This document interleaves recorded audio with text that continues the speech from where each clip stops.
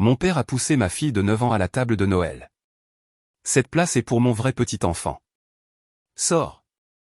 Elle est tombée par terre devant toute la famille, mais tout le monde est resté silencieux. Je n'ai pas pleuré. J'ai dit 4 mots. Ma mère a laissé tomber son verre de vin. Mon père est devenu blême. Mon père a poussé ma fille de 9 ans, directement à la table de Noël. Ce siège est pour mon vrai petit enfant. Sors d'ici. Elle a heurté le sol devant toute la famille, mais tout le monde est resté silencieux. Je n'ai pas pleuré. J'ai prononcé 4 mots. Ma mère a laissé tomber son verre de vin, et mon père est devenu blême. Le bruit du genou de ma fille heurtant le sol n'était pas le pire. Le pire, c'était la façon dont tout le monde s'est tu. Pas le silence habituel qu'on obtient quand quelqu'un dit « bénissons le repas » et que tout le monde fait semblant de ne pas être déjà en train de mâcher. C'était le genre de silence qui pèse lourd, comme une couverture de plomb. Comme un verdict. Je m'appelle Léa. Je suis mère célibataire, ce qui signifie que j'ai perfectionné 2 compétences, faire semblant que tout va bien, et porter beaucoup trop de choses en un seul trajet. J'avais l'habitude de penser que je pouvais gérer ma famille, tant que je me faisais assez petite. Sourire suffisamment. M'excuser de respirer leur air. Le réveillon de Noël chez mes parents, c'était mon rappel annuel que se faire toute petite, c'est encore prendre trop de place, si la mauvaise personne décide que vous n'êtes pas à votre place. La salle à manger ressemblait au résultat d'une bagarre entre un catalogue de déco et un casse-noisette. Des guirlandes partout, des bougies qui sentaient le pain d'hiver, ce qui est un nom poli pour dire sève d'arbre et mensonge. Ma sœur, Chelsea, avait insisté pour qu'on porte des pulls assortis. Le sien était mignon, évidemment. Le mien donnait l'impression que j'avais perdu un pari. Ma fille, Maisie, n'arrêtait pas de tirer sur ses manches pour couvrir ses mains, parce qu'elle a 9 ans et que le pull était fait pour un enfant que Chelsea décrivait comme un « ange petite taille ». Traduction, pas mon enfant. En bout de table, mon père tenait sa cour comme il le faisait toujours, sa fourchette en guise de sceptre. Son rire était gros, fort, et un peu trop satisfait de lui-même. La fille de Chelsea, Poppy, était perchée sur le siège le plus proche de lui, celui que tout le monde traitait comme une terre sainte. Le siège qui finissait toujours avec la meilleure assiette, et le premier verre rempli. Le siège qui, d'une certaine manière, appartenait plus à la famille que nous tous réunis. Poppy a 5 ans, des boucles blondes, de grands yeux, et un talent pour obtenir ce qu'elle veut avec un simple soupir. Tout le monde l'appelle « la fille à son grand-père ». Comme si c'était un titre qu'on pouvait gagner. Maisie observait tout cela avec le visage prudent d'une enfant qui a appris à lire l'ambiance d'une pièce avant d'apprendre à lire des livres. Ça vous rend fier, et ça vous brise le cœur, exactement en même temps. L'humeur de papa était festive. C'est la façon la plus gentille de le dire. Il avait fait l'un de ses petits commentaires quand je suis entré. « Tiens, regarde qui a réussi à venir », a-t-il dit, comme si je m'étais pointé à une fête où je n'étais pas invité. J'ai souri quand même. Parce que c'est ce qu'on fait quand on est dressé. Sourire. Rendre les choses faciles. Ne pas lui donner de raison. Puis, au dîner, il a commencé avec ses blagues. Les liens du sang sont plus épais que le lait de poule, a-t-il lancé, en levant son verre vers Chelsea comme s'il partageait une chute de blagues privées. Chelsea a ri trop fort. Maman a ri trop doucement. Tante Linda a ri comme si elle était payée au gloussement. Maisie n'a pas ri. Elle a juste gardé ses mains croisées sur ses genoux, comme si elle avait appris que le rire pouvait être utilisé contre soi. J'ai noté le coup, je l'ai avalé, et j'ai gardé les yeux sur ma fille. Et puis, parce que ma famille adore la tradition, nous sommes arrivés au moment où tout le monde fait semblant que c'est normal. Maisie s'est levée avec son petit marque-place en papier. Chelsea les avait fait avec des paillettes et tout le tralala. Et elle s'est dirigée vers la table avec ce petit sourire plein d'espoir. Elle n'essayait pas de voler la couronne de qui que ce soit. Elle voulait juste s'asseoir. Elle voulait être incluse, comme le veulent les enfants avant que le monde ne leur apprenne que l'appartenance est quelque chose qui se mérite.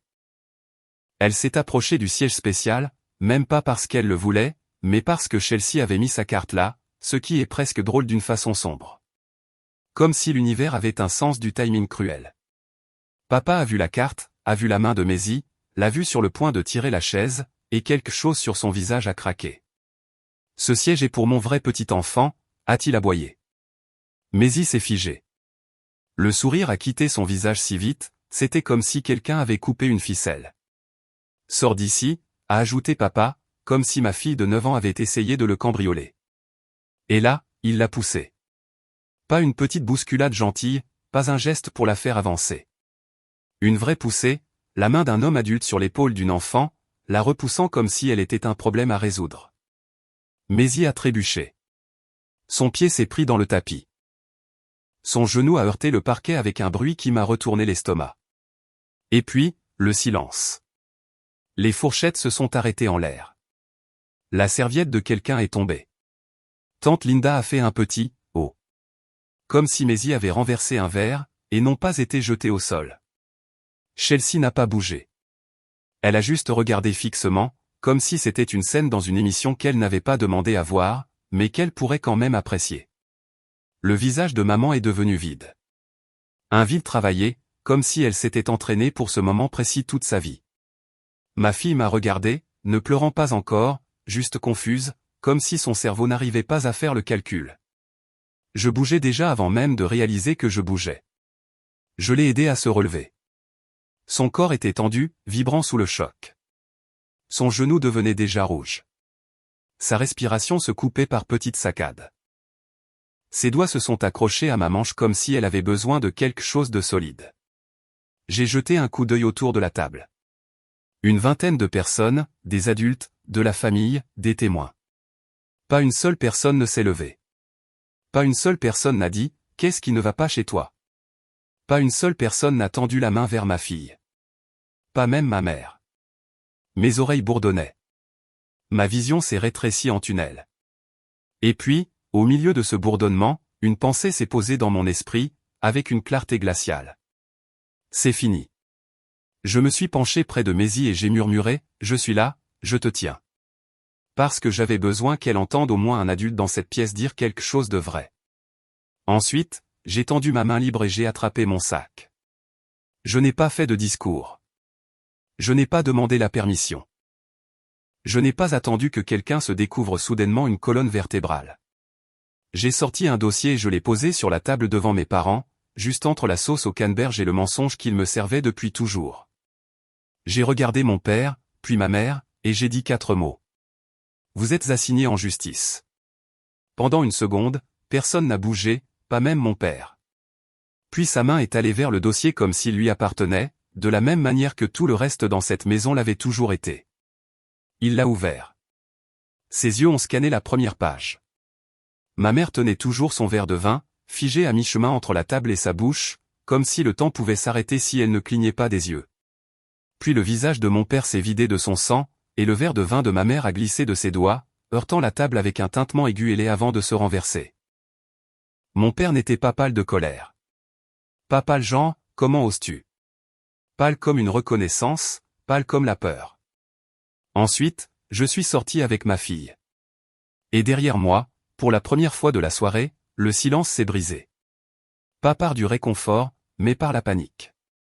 Pour comprendre pourquoi j'avais ce dossier dans mon sac, vous devez savoir à quoi ressemblait ma vie dans cette maison. Parce que les gens adorent poser des questions comme « Pourquoi ne pas avoir simplement coupé les ponts ?» Comme si la famille était un interrupteur. Comme si on pouvait juste l'éteindre et s'en aller sans entendre leur voix dans sa tête pendant les 10 années suivantes. En grandissant, ma sœur Chelsea était le soleil. J'étais la météo. Chelsea recevait des éloges. Je recevais des corrections. Chelsea avait droit, tu es une telle star. J'avais droit, ne sois pas si sensible. Chelsea avait droit, viens t'asseoir près de moi. J'avais droit, bouge. Tu es dans le chemin, le truc préféré de papa, c'était de dire des choses cruelles comme si c'était une blague. Comme si, s'il souriait en le disant, ça ne comptait pas, où as-tu eu ces cheveux, disait-il quand j'étais adolescente. Ça doit être le facteur. Tout le monde riait, de la façon dont les gens rient quand ils sont terrifiés à l'idée d'être la prochaine cible. Maman me lançait ce regard qui voulait dire, ne commence pas. N'aggrave pas les choses. Ne gâche pas le dîner. Chelsea est devenue la preuve que mon père voulait. La preuve que le mariage allait bien. La preuve qu'on ne se jouait pas de lui. La preuve qu'il était le genre d'homme capable de produire une vraie fille. Je suis devenu le point d'interrogation. Mon père n'a jamais fait de test.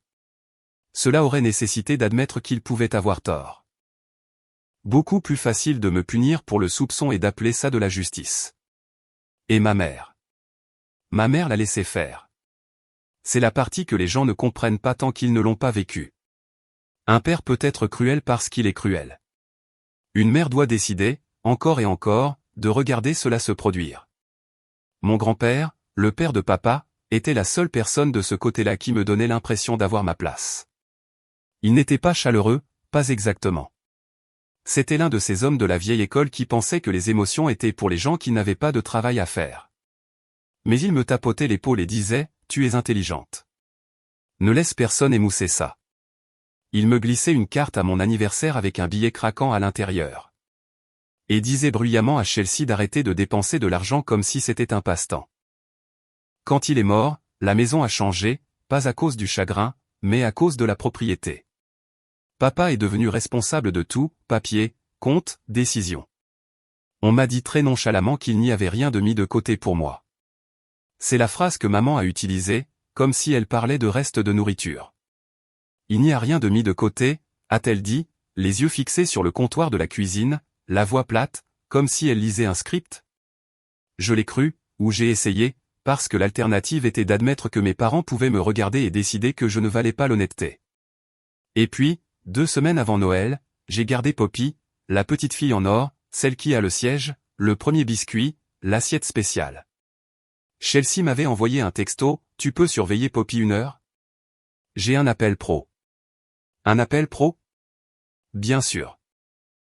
Chelsea travaille de la maison de la même manière que je fais du yoga quand je m'étire pour attraper la télécommande. J'ai dit oui parce que Poppy a 5 ans et qu'elle m'aime bien, de la façon dont les enfants aiment les adultes qui ne leur font pas passer d'audition pour avoir de l'affection. Aussi parce que je suis toujours infecté par cette vieille maladie familiale, peut-être que si je suis utile, ils me traiteront mieux. Chelsea est partie. La maison était calme. Poppy jouait avec des poupées. Je nettoyais le papier cadeau parce qu'apparemment, mon rôle dans cette famille est celui d'aide, pas de personne.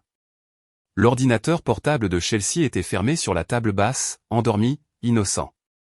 Ce n'était pas mes affaires. Poppy, cependant, l'a vu comme un jouet brillant et interdit. Elle l'a ouvert comme elle l'avait fait 100 fois. L'écran s'est allumé. Une boîte de mots de passe est apparue et Poppy, avec ses petits doigts et son visage sérieux, a tapé le mot de passe comme si c'était son nom, comme si c'était un jeu. Je me suis figé parce que les enfants ne connaissent pas les mots de passe à moins que quelqu'un ne les laisse faire. Je me suis approché et j'ai dit doucement, « Eh, ma puce, ce n'est pas un jouet. » J'ai tendu la main pour le fermer. Et c'est là que l'ordinateur s'est complètement réveillé. Un PDF est réapparu à l'écran, comme si l'ordinateur avait retenu son souffle, et juste en haut, en lettres grasses, il y avait le nom de mon grand-père. J'ai arrêté de respirer.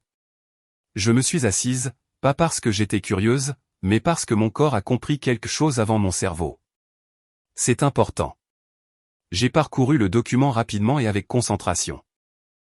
La façon dont on lit quand on a peur de ce qu'on va trouver, mais encore plus peur de ce qu'on soupçonne déjà. Il y avait des en-têtes, à l'allure officielle, trust, bénéficiaire. Ma gorge s'est serrée et puis je l'ai vu. Mon nom légal complet, pas un surnom, pas Léa, peut-être. Pas autre enfant.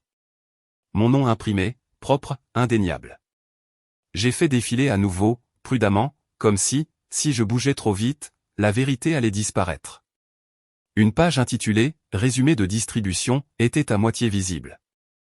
Une ligne m'a sauté aux yeux parce qu'elle comportait une date dont je me souvenais dans mes os. Le mois où j'avais demandé de l'aide pour une caution sur un appartement plus sûr après un cambriolage. Le mois où papa avait ri et dit « Tu aurais dû faire de meilleurs choix ». Le mois où maman avait haussé les épaules et dit « On ne peut pas ». Ce même mois, Chelsea avait soudainement annoncé qu'elle était tellement bénie et avait acheté un nouveau SUV. J'ai fixé cette ligne jusqu'à ce que les chiffres deviennent flous. Puis j'ai fait la seule chose intelligente que j'ai jamais apprise à faire dans cette famille. J'ai pris une photo. Juste une. Claire. Nom du trust. Mon nom. La partie qui comptait. J'ai fermé l'ordinateur. Poppy a demandé si elle pouvait regarder des dessins animés. Je lui ai souri comme si mon monde ne venait pas de basculer. Oui, chérie, j'ai dit. Choisis-en un. Ce soir-là, après que Chelsea soit rentrée et gazouillée, « Tout va bien », j'ai dit, « Oui, parce que j'avais besoin de temps, et parce qu'affronter des gens comme mes parents sans plan, c'est comme entrer dans un ouragan avec un parapluie. » 2 jours plus tard, j'étais assise en face d'une femme nommée Rebecca Shaw, dans un petit cabinet d'avocat qui sentait le café et la compétence. J'ai fait glisser mon téléphone sur le bureau. Rebecca a étudié la photo pendant tout au plus 5 secondes avant que son expression ne change. Pas de choc, pas de confusion, mais de la reconnaissance. Le genre de regard qu'on lance quand on a déjà vu ce schéma auparavant. « Si votre nom est dessus », a-t-elle dit, la voix calme, « les administrateurs ne peuvent pas décider que vous ne comptez pas », j'ai dégluti. Même s'ils pensent. Même s'ils pensent, peu importe ce qu'ils pensent. Rebecca a coupé court. L'encre bat les opinions. Je n'ai pas appelé mes parents. Je n'ai pas demandé à Chelsea. Je n'ai pas crevé l'abcès. J'ai laissé Rebecca faire ce qu'elle fait, tranquillement. Et quand Rebecca m'a remis un dossier quelques jours plus tard, je ne l'ai pas ouvert sur le parking comme un personnage de film. Je suis restée assise dans ma voiture et je l'ai regardé comme si c'était une bombe. Parce que c'en était une, pas du genre explosif, mais du genre qui change la vie. Pendant des jours, ce dossier a vécu dans mon sac. Je le sortais. Je le remettais. Je le sortais. Je le remettais. Je me disais, après les fêtes. Pas à Noël. Pas devant tout le monde. Ne sois pas dramatique. Ne gâche pas tout. Je me disais que je pouvais tenir un dîner de plus. Je me disais que je pouvais maintenir la paix. Et puis mon père a mis ses mains sur mon enfant, et attendre n'a plus été un choix. Maisie était silencieuse dans la voiture, pas le silence habituel où elle complote pour me convaincre que le dessert compte comme un groupe alimentaire. C'était le genre de silence qui vous effraie en tant que parent, parce que vous pouvez entendre le petit cerveau de votre enfant essayer de construire du sens autour de quelque chose qui n'aurait jamais dû arriver. Son genou commençait à enfler. Elle reniflait fort, comme si elle essayait de ne pas pleurer, comme si pleurer ferait d'elle un problème. Je les ai détestés pour ça. Pour lui avoir appris ça. J'ai gardé ma voix douce. Et, regarde-moi. Tu n'as rien fait de mal. Elle regardait par la fenêtre. Il ne m'aime pas, ma gorge s'est serrée. C'est son problème à lui, bébé, pas le tien. La voix de Maisie s'est faite plus petite. C'est parce que je ne suis pas réel ? Voilà, c'était là. Le poison transmis comme un héritage. J'ai garé la voiture un instant parce que j'avais besoin que mes mains soient stables. Non, j'ai dit, et j'ai fait de ce mot un mur. Tu es réel. Tu es à ta place avec moi, pour toujours. Elle a hoché la tête comme si elle voulait me croire, comme si la croyance était une chose qu'elle devait mériter. J'ai conduit le reste du chemin avec la mâchoire serrée si fort que mes dents me faisaient mal. Maintenant, parce que je sais que certains d'entre vous se posent déjà la question, voici ce qu'il y avait dans le dossier. La riposte. La chose que je n'ai pas expliquée à table parce que ma famille ne mérite pas de discours. Ce dossier n'était pas une menace. C'était une signification juridique. C'était une requête au tribunal pour forcer une comptabilité complète du trust de mon grand-père. Chaque dollar entré, chaque dollar sorti, chaque signature, chaque transfert. Elle demandait au tribunal de geler toute distribution future jusqu'à ce que la vérité soit sur papier, là où personne ne pourrait l'oublier. Elle demandait de retirer mes parents de leur rôle de contrôle, parce que ce que j'avais trouvé n'était pas de la confusion. C'était du détournement. Le dossier incluait des pièces à conviction. Mon nom sur le trust, les lignes de distribution qui correspondaient au miracle soudain dans la vie de Chelsea, et les informations de l'administrateur du trust pour que personne ne puisse prétendre que c'était faux. Et cette page de couverture. C'est pour ça que mon père est devenu pâle. Parce qu'il l'a reconnu. Parce qu'il savait exactement ce qu'il avait fait. Parce qu'il savait que je ne devinais pas. J'en avais fini. Mon téléphone a commencé à sonner avant même que je ne sois garé dans mon allée. Chelsea d'abord, puis maman, puis papa. Encore et encore. Chelsea a laissé un message vocal, moitié rage, moitié panique. Qu'est-ce que tu as fait? Tu es folle? Tu gâches tout. Le message vocal de maman était un murmure sanglotant. Léa, s'il te plaît. S'il te plaît, ne fais pas ça. Pense à, comme si je n'avais pas pensé au genou de mon enfant heurtant le parquet. Le message de papa était froid. Pas de cris, pas de théâtre, juste ceci, tu ne prendras rien à cette famille. Je n'ai pas rappelé. J'ai installé Maisie sur le canapé dans ses leggings et un vieux sweat à capuche, j'ai pressé une poche de glace sur son genou, et j'ai fait un chocolat chaud avec un supplément de guimauve, parce que parfois, être parent, c'est juste savoir quand ajouter du sucre à la douleur. Nous avons regardé un film de Noël sur le canapé, Maisie blottie contre mon flanc comme si elle avait peur que le monde ne la bouscule à nouveau si elle bougeait. Mon téléphone n'arrêtait pas de vibrer. Le groupe de discussion familiale explosait. Tante Linda, comment as-tu pu faire ça à Noël? Un cousin à qui je parlais à peine, j'ai vu ce qui s'est passé. Ça va? Chelsea postant des photos de Poppy assise sur le siège spécial avec une légende comme si c'était mignon, comme si c'était normal. Et puis, la campagne de dénigrement a commencé. Chelsea a posté sur Facebook, certaines personnes détruiraient une famille pour de l'argent. Pas de nom, juste assez pour que tout le monde pointe du doigt. Les gens réagissaient avec des petits émojis cœur, comme si la trahison était un contenu inspirant. Ma tante m'a envoyé un message, tu as toujours été dramatique, Léa. Mon oncle a écrit, appelle ton père et excuse-toi. Personne n'a écrit, est-ce que Maisie va bien? Cela m'a dit tout ce que j'avais besoin de savoir sur la famille que j'avais essayé de garder. Ensuite, mon père a envoyé un seul texto qui était destiné à m'effrayer pour me faire taire, un message qui attendait dans sa poche arrière depuis toute ma vie, attendant le moment où il ferait le plus mal. Tu veux aller au tribunal? Très bien. Explique au juge pourquoi tu devrais toucher l'héritage de mon père, si tu n'es même pas ma fille. Mon estomac s'est retourné. Pas parce que je le croyais, mais parce que je savais ce qu'il essayait de faire. Il ne défendait pas de l'argent. Il défendait son droit de punir. Et il allait essayer d'entraîner ma fille là-dedans aussi. J'ai fixé le texto jusqu'à ce que mes mains arrêtent de trembler. Puis j'ai regardé Maisie endormie sur le canapé et j'ai chuchoté, pour elle et pour moi-même, il ne décide plus de notre histoire. 2 jours après Noël, Rebecca Cham m'a transféré un PDF intitulé « Réponse plus motion ». Rien de tel que d'ouvrir sa boîte mail et de trouver un document qui sonne comme une suite de films de science-fiction. Réponse 2, motion plus fort. J'étais debout dans ma cuisine, dans mon sweat de la veille, regardant Maisie manger des céréales comme si rien au monde ne s'était passé, parce que c'est ce que font les enfants quand ils essaient d'être courageux. Elle avait 9 ans. Elle ne pleurait plus. Elle faisait ce truc calme où les enfants décident que les émotions sont dangereuses parce que les adultes agissent comme si elles l'étaient. Mon téléphone a vibré à nouveau. Rebecca a envoyé un texto, ouvre-le. Appelle-moi quand tu seras à la page 2. La page 2 était celle où il m'attaquait à la gorge. Pas juste les absurdités sur les vrais petits-enfants. Bien sûr, c'était là, en gras comme un slogan sur un panneau d'affichage. Il demandait au tribunal de rejeter ma requête et de me sanctionner pour mauvaise foi et harcèlement. Sanctionner, comme si j'étais un chien qui s'était mal conduit. Je pouvais pratiquement entendre mon père narrer, tu vois, même le juge pense que tu es dramatique. Mon estomac a chuté si fort que j'ai dû m'appuyer sur le comptoir. Rebecca a appelé avant que je ne puisse. A-t-elle dit, la voix calme de cette façon-là. Les gens sont calmes quand ils ont vu ce film et connaissent déjà la fin. Ils vont essayer de faire tourner ça autour de la question de savoir si tu es de la vraie famille. Ne mords pas à l'hameçon. Ma gorge s'est serrée. Ils font vraiment ça? Ils sont désespérés, a-t-elle dit. Les gens désespérés jettent du sable. J'ai dégluti. S'il dit que je ne suis pas de lui, est-ce qu'on doit faire un test?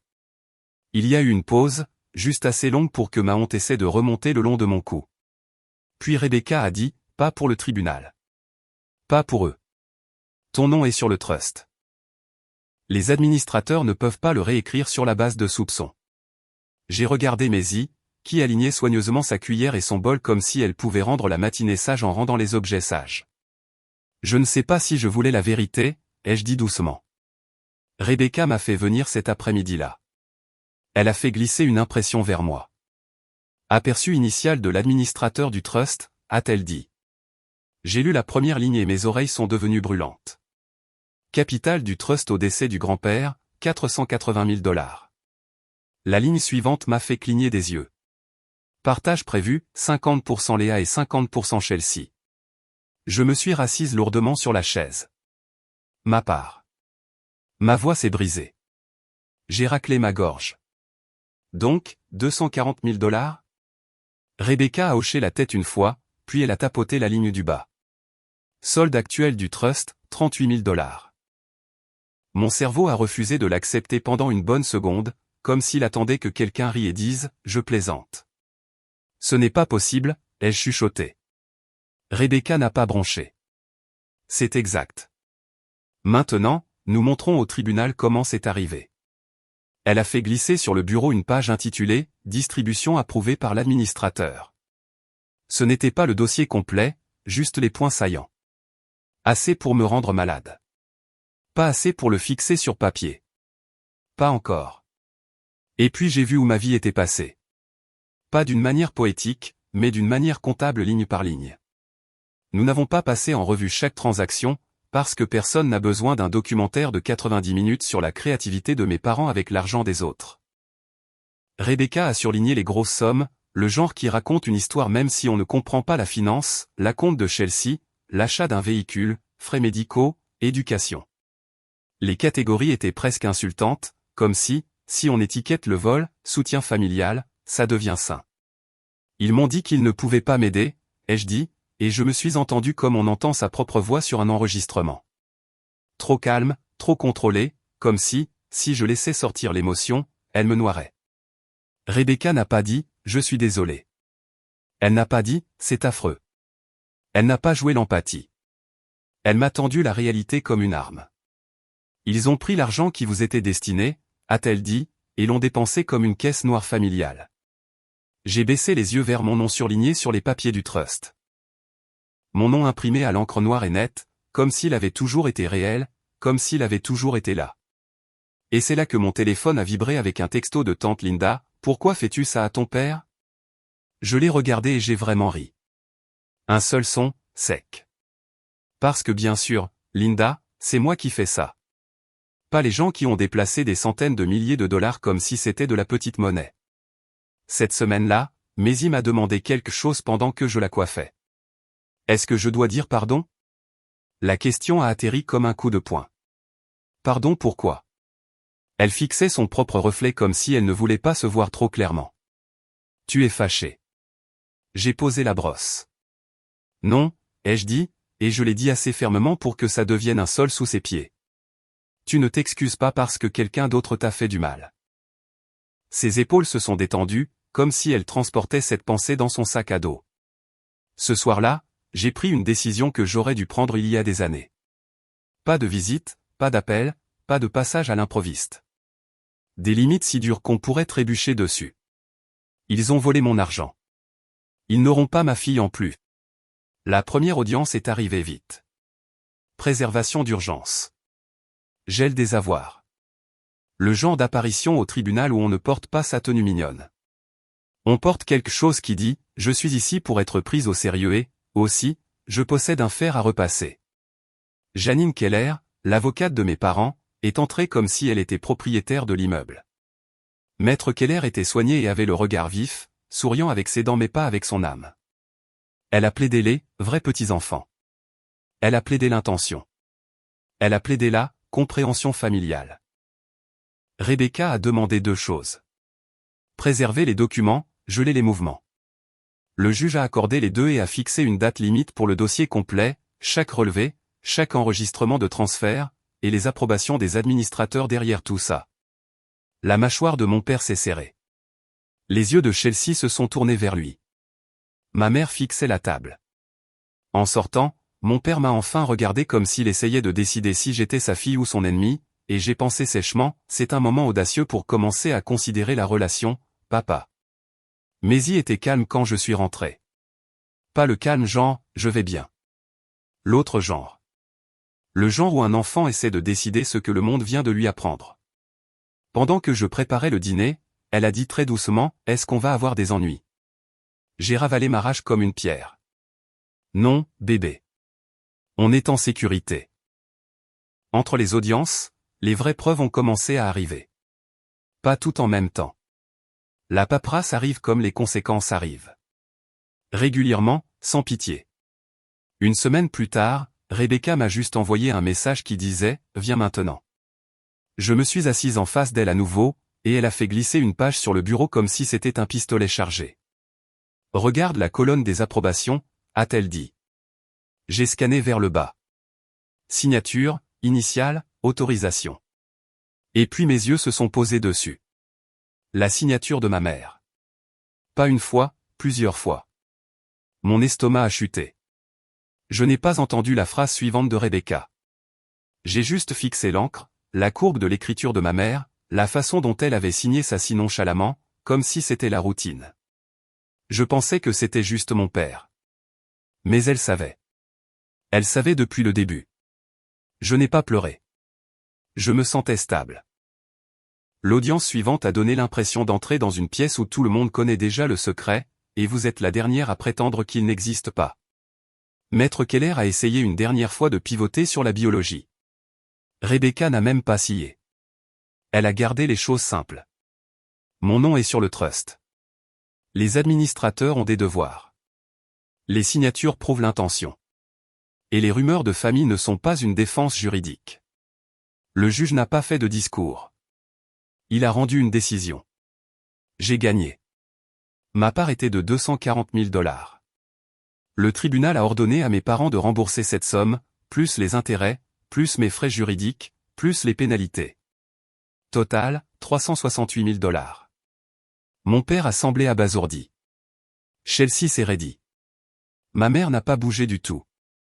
Je ne me sentais pas victorieuse. Je me sentais plus légère. Pas heureuse, juste plus légère. Gagner au tribunal ne ressemble pas à un feu d'artifice. On a l'impression que son corps lâche enfin quelque chose qu'il serrait depuis des années. Et puis on réalise qu'on ne sait pas comment se tenir debout sans ça.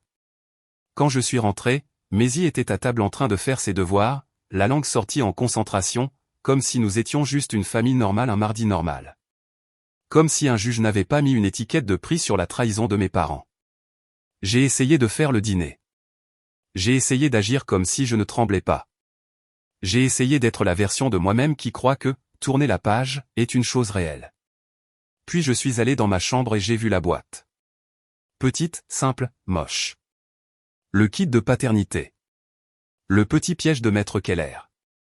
Envoyé par la poste il y a des semaines comme un défi emballé dans du carton. Rebecca m'avait dit platement et fermement, n'y touche pas. Pas pour le tribunal. Pas pour eux. Ne les laisse pas te traîner dans la boue et appeler ça la vérité. Et je ne l'avais pas fait. J'avais laissé le papier battre la rumeur. J'avais laissé l'encre battre la cruauté, mais maintenant l'affaire était décidée, et la question était toujours là, posée comme un fil électrique sous tension. Je l'ai fixé assez longtemps pour entendre la voix de mon père dans ma tête. Vrai petit enfant, vraie famille, vrai. Et puis j'ai pensé au genou de Maisie sur le parquet. J'ai attrapé la boîte, pas parce que je devais une preuve à qui que ce soit, mais parce que j'étais fatigué de porter le doute comme si c'était mon droit de naissance. À l'intérieur, tout était soigneusement arrangé. Bien sûr que ça l'était. Mon père ne voulait pas seulement avoir raison. Il voulait que l'emballage corresponde. Son échantillon était déjà inclus. Cette partie m'a presque fait rire. Pas le rire drôle. L'autre genre. Le genre qu'on fait quand l'audace de quelqu'un est si engagée qu'elle en devient de l'art. Je n'ai pas lu les instructions. Je n'ai pas allumé de bougie. Je n'en ai pas fait un moment. J'ai fait le prélèvement, j'ai scellé, et j'ai renvoyé le tout par la poste comme si je renvoyais quelque chose qui n'aurait jamais dû être envoyé. Puis est venue l'attente. On pourrait penser que l'attente serait calme après le tribunal. Ce n'était pas le cas. Chaque jour, je vérifiais les mises à jour comme une habitude compulsive. Chaque jour, je me disais que ça n'avait pas d'importance. Chaque jour, ça en avait quand même. Maisie continuait de digérer les choses à sa façon silencieuse. Les premières nuits, elle rôdait près de moi comme si elle se préparait à une autre bousculade de l'univers. Puis un soir, alors que je l'abordais, elle a dit très nonchalamment, « Je ne veux plus retourner là-bas. » Pas de tremblement, pas de question. Une décision, et quelque chose dans ma poitrine s'est ouvert. Fierté, chagrin, soulagement, tout empilé ensemble. L'email est arrivé un mardi, parce que la vie adore lâcher des grenades dans les jours ordinaires. Je l'ai ouvert seul à mon comptoir de cuisine, je l'ai lu une fois, 2 fois, 3 fois, comme si les mots pouvaient se réorganiser en quelque chose de plus gentil. Correspondance biologique. Je suis sa fille. Mon premier sentiment n'a pas été le soulagement. C'était une fureur si pure qu'elle m'a glacé, parce que cela signifiait que le soupçon était faux, et que la cruauté était quand même délibérée. Cela signifiait qu'ils auraient pu mettre fin à tout ça il y a des années avec un seul test et une once de décence. Ils ne voulaient pas de clarté. Ils voulaient un permis. Alors, j'ai envoyé les résultats à tous les deux. Pas de long message, pas d'explication, pas d'invitation à répondre. Juste, vous avez construit toute ma vie autour d'un mensonge. Voici la vérité. Puis je les ai bloqués. Et j'ai pensé que ce serait la fin de l'histoire. Ce ne l'était pas. Une semaine plus tard, on a sonné à ma porte et j'ai regardé par le Judas pour voir ma mère debout là, toute seule, les mains jointes comme si elle était sur le point de demander le pardon de la façon dont on demande une faveur. Maisie était à l'école. Dieu merci. J'ai ouvert la porte juste assez pour qu'il soit clair que j'écoutais, mais que je n'accueillais pas. Les yeux de ma mère étaient gonflés. Pas d'une manière dramatique, mais d'une manière fatiguée, comme si elle avait pleuré devant le miroir et qu'elle avait perdu. Elle n'a pas commencé par « je suis désolé ». Elle a commencé par la stratégie. Ton père. Il est différent, a-t-elle dit. Il a demandé des nouvelles de Maisie. Je n'ai rien dit. Il veut la voir, s'est-elle précipitée. Il veut être une famille maintenant qu'on sait. Maintenant qu'on sait. Comme si l'amour était un abonnement qui s'active quand le labo confirme que vous êtes éligible. Puis elle a finalement craqué, et la vérité est sortie de la seule façon dont elle sort toujours après des années de silence. Désordonnée, et trop tard. Avant ta naissance, a-t-elle dit, la voix tremblante, j'ai couché avec quelqu'un d'autre. Juste une fois. Ton père l'a découvert, ou il l'a soupçonné. Honnêtement, je ne me souviens même plus de ce qui est venu en premier. Mais à partir de ce moment-là, il a décidé que tu n'étais peut-être pas de lui. Et je l'ai laissé te traiter comme un point d'interrogation parce que j'étais coupable. Je pensais que je le méritais. Et d'une certaine manière, c'est toi qui as fini par payer pour ça à la place. Je pensais faire ce que je devais faire, a-t-elle continué. Et maintenant? Maintenant on peut arranger ça. On peut. J'ai attendu qu'elle finisse. Puis j'ai dit doucement, non. Son visage s'est tendu comme si elle ne comprenait pas la langue, alors j'ai été clair. Ça n'aurait pas dû avoir d'importance, lui ai-je dit. Tu étais ma mère, que je sois de lui ou non, et tu l'as choisi lui quand même. Elle a essayé de parler. Je ne l'ai pas laissé faire.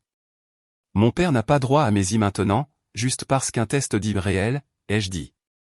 Tu ne peux pas revenir, juste parce que l'histoire est redevenue confortable. Je lui ai dit que la seule chose avec laquelle elle repartait, c'était le savoir qu'elle avait eu tort. Puis j'ai fermé la porte. Ce soir-là, Maisie m'a demandé, stable et petite, on n'y retourne pas, c'est ça?